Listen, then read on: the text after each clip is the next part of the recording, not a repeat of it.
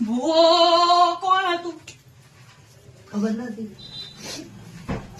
તમારો ભૂવો કોણ હતું એમ કે. ખબર નથી મને. હાલમાં ત્રણ ભાઈનું કુટુંબ ક્યાં લાગે છે?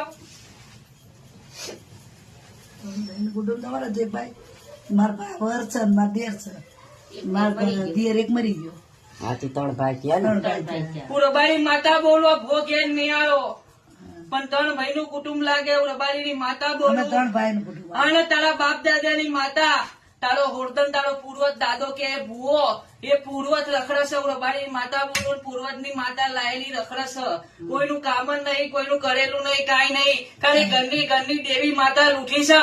દેવના ગુનામાં છો. હું માતા કહું દેવની ઓળખાણ કરી દઉં.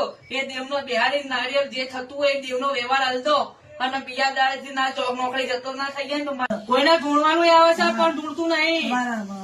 હું ભગત ની માતા બોલું. આ ભૂવો કેમ નહીં આવ્યો પણ બોલી આપતું નહીં.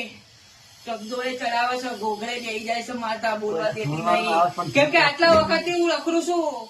એનો મન કોઈ ન્યાય હાલતું નહીં, કોઈ બેહાડાતું નહીં, બહુ બધું મને ઊંધું કોઈ થઈ જગ્યા ગયું છે દેતું નહીં.